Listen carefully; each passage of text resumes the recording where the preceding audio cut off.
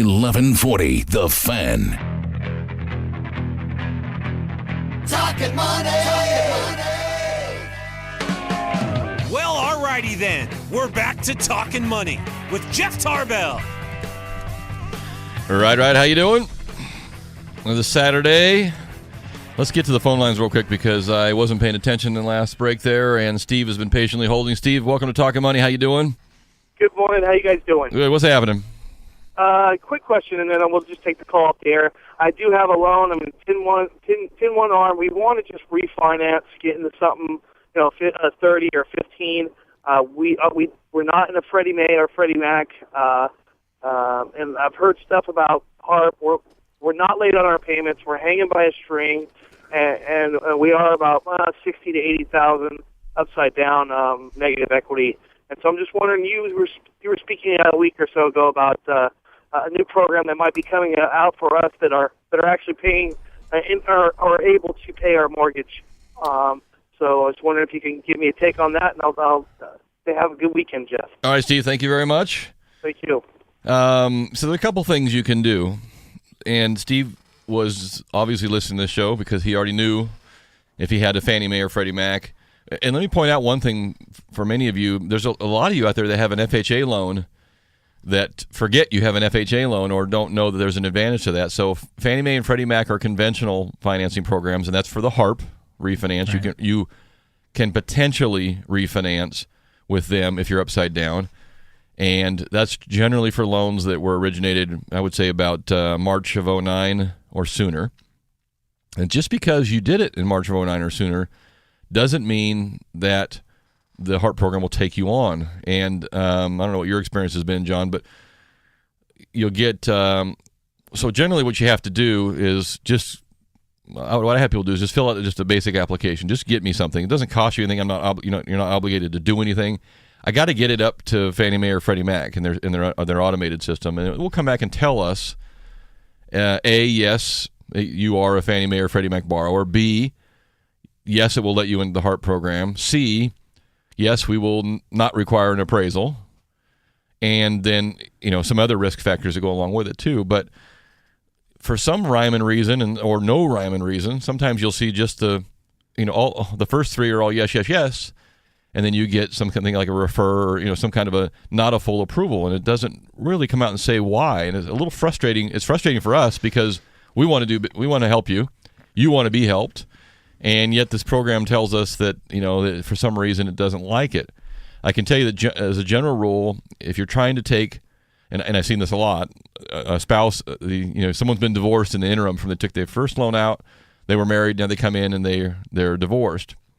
They don't necessarily tell us that the ex-wife's not on there anymore, but the system knows it because it knew there was two borrowers and two incomes, and now there's not. And so it gives us some kind of a weird error message, and we don't really, and then I have to go back and say, by the way, did you lose someone along the way there? Yeah, I pushed her over the bridge. So that's the Fannie, Freddie, and the HARP. If you're an FHA borrower, and I say this all the time, you don't need HARP. FHA has its own program. It always has. It's the Streamline FHA program. You don't need to wait for HARP or ask if you're qualified. Right. And your home can be underwater for that program too. Yeah, because there's no appraisal. Right.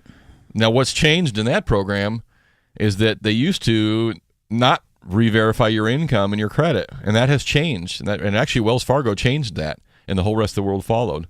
That's not an FHA change. That's a investor change. So the question is, though, it sounds like I'm not any of the above. So what do I do? Well, there is the Keep Your Home California program, which is bond money in the state of California for people who have lost their jobs or been laid off, that they can use some money to either keep their payments current, buy down the principal, do something to help them reorganize. I don't know anybody who has successfully gone through it, but I haven't tracked anybody. So I'm sure there are a bunch of them. So you can Google that. Keep Your Home California. They're right based in Sacramento here, and they will. It's a state program that will help you, but that's a Band-Aid. That's not a fix. Right. And then we're hoping that some of the big banks, the B of A's, Chases, Wells, I'm not sure who else participated in that. GMAC maybe said that they were going to try to make an effort to refinance those people who were falling through the cracks. That has not been very successful from the feedback that I'm getting. And maybe I just haven't talked to enough people. But I haven't successfully seen anybody go there and get their mortgage underwritten Right. yet. Lots of talks about it, but I haven't Yep. heard anything either. You can always propose a short sale. And I'm a big advocate of not sticking your head in the sand. And certainly that was a person that's doing his homework. But if you realize that there's just no way I'm ever going to be able to pull this out, I mean, even if they cut my rate and even if I get a little balance, I'm still in trouble. Then, be honest with yourself about it. And the hard decision is it's very hard to leave your home if you don't want to. It's hard to leave your home if you're selling it and you want to. It's even harder if you don't want to. But be honest about it, because there's nothing worse than just continually burying yourself. And as I just mentioned here, a 30-day late payment is 110 points down. That's just for one. Debt settlement is down 125 points. A foreclosure is down 160 points. A bankruptcy is down 250 points. These are things that can really damage your credit. Right. And Temporarily. Temporarily. But it's a big ding. But be honest with yourself. If you're not going to be able to pull this out, then talk to an agent about a short sale. I'll talk about this proposal from one senator in just a minute too. We've got Larry's been holding here for a little bit. Hey Larry, welcome to Talkin Money. How you doing? Pretty good. What's happening? Well, I was just going to describe a situation, see what you thought. In our particular neighborhood, the price of houses have actually gone up to the point where I might be able to do an 80% loan-to-value refinance of a first and a second. And the zinger issue question is, with a significant amount of credit card debt, I could probably pay that down by about half that I've rattled away. And do you think that's a good idea, or do you think it's better to just, is it still too early? In other words, you need to get to the point where you could just pay off all the credit card debt and then do the 80% refinance. No, do you know what your credit score is, Larry, now? No, I don't. Okay, so it's deteriorated, I'm sure, as the amount of credit card has gone up, but there's no credit card delinquencies. Okay, so first off, this week is a good example of market movement, and what I mean is that everybody, myself included, has gotten lulled into the belief that rates and the 30-year fixed will stay at 3 5/8, and the 15 will stay at 3 3/8, and rates will be low forever. And rates will be low in general for a while. But we saw some movement in rates this week, and it kind of woke people up a little bit too. So I don't know, Larry, how long rates will stay where they are. I don't know how long you'll continue to have 20% equity in your neighborhood, and I'll take my own neighborhood for an example. We had a little run up for a while in values, and that has kind of petered out a little bit. So I would say that if there's a window of opportunity where you can jump in and consolidate your first and second and have the 20% equity and get that done, you should seriously look into doing that. Now, your lender may look at that and say, hey, Larry, we've got to trim some of this debt down because your score's a little low, but even worse, we can't get you qualified for all this with all the debt you have. And that's a program, we run a program that says, like I mentioned earlier, that will tell you do this and this and this, and then it'll get your score up to get you done. I'm a huge proponent in getting rid of any kind of debt you can get rid of. And so where you have to be careful is people will run out, pay off a credit card, and close the account. And then they have now, particularly if it's an older account, they have now cut off an account that has a long history, which is good for your credit score. So you have to kind of do a little bit of analysis and say, do I want to pay, I could just pay like these two cards off entirely, or I could pay these four down by half. And you have to kind of do some math and some analytics a little bit to see which is the better, bang for your buck and the better on your credit score. But I would not wait. I really wouldn't. One last question. Sure. When you do that and you strategize and pay down this card and that card and end up with this and that, how long does it take for it to have an impact on your credit score so that you see an improvement? Well, we do. The program that we use is a credit rescoring program, so it's almost immediate. So if you were, let's say you had a Visa card and it was at $4,000, and you needed to get to $2,500. You send Visa the $1,500, you get it down, and we have Visa send you a letter stating your new balance as of this moment right now is $2,500.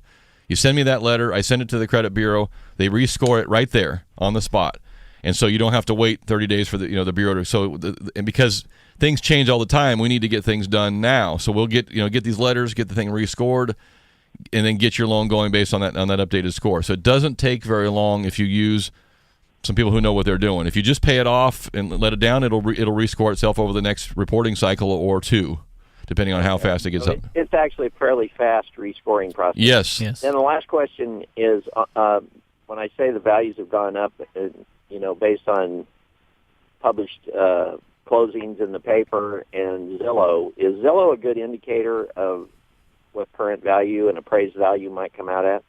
Zillow is a math program, and it takes it takes the per square footage and averages it out. And so if you're in a neighborhood in Natomas where there's 15 houses just like yours and 11 of them have sold recently, and that's pretty darn close to what yours is worth.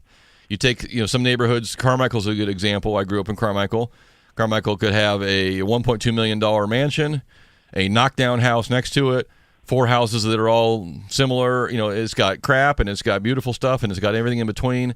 And so, the Zillow program is all thrown out of whack because it doesn't know what to do. And on top of that, Larry, your house might be tricked out with granite, and the house that sold were stripped down because they were short sales and sold. There's no telling. But it is I would say generally, if you're getting a value close to what you think you need on Zillow, you're probably going to be just fine. Yeah, well, these are fairly consistent houses, but the number of sales is probably light in the 3 to 5 sales neighborhood that they're probably keying off of for those numbers. Okay. So I don't know if 3 to 5 in the neighborhood having sold in the last. Oh, that's very good. Absolutely, that's great. Bunch or not? Yeah, that's very good. I'll tell you what, Larry, we'll put you back on hold. We'll give you some Rivercast tickets. If you want, Johnny's going to be here all week. You can give John a call during the week, and he can run some numbers for you too on the credit scoring issue, because that's probably where you start. Yeah, definitely. That's always where you start. All the time we have clients that, the fear of the unknown. What is my credit score? What's it look like? If you're looking at doing something, debt have ratios. Someone take a look at it, pull your credit, run it, scrub it, and that way you know. Yep. Okay, and I guess our text, usually we get a whole bunch of texts. 441140 is the text line today. Maybe because we usually do a little text tussle there if we want. Let's throw out a quiz question here. We're going to take a winner off the text line and a winner off the phone line at 339-1140. The toll-free number 800-920-1140, or you can text me at 441140. And it doesn't have to be exact, but what is the general theme to the answer here? So President Obama got himself in a little bit of trouble, I'd say, with some small businesses. He said 4 little words, not 4-letter words, 4 little words. What are those 4 little words that upset some small business around our country? Okay. I didn't hear him say, I've heard it repeated a few times, but I didn't. Yeah. I mean, hey, when you're out talking in public 23 and a half hours a day, every day of the week, you're going to step on your toe. You might upset somebody. But this one is sticking a little bit. So what did Obama say? I think that was last week, that has really thrown small business people into a tizzy. 339-1140, 1-800-920-1140. You can text us at 441140. We'll give you some Rivercast tickets. And, they got some games going out through the end of August into September, I think. And those tickets are good for any game you want to go to. So that's kind of nice. You walk up and they'll give you the best seats around. So what did Obama say to small business the other day that didn't make him too happy? This is Talkin Money. My name's Jeff Tarbell. That's John Fodoraro. We'll be right back.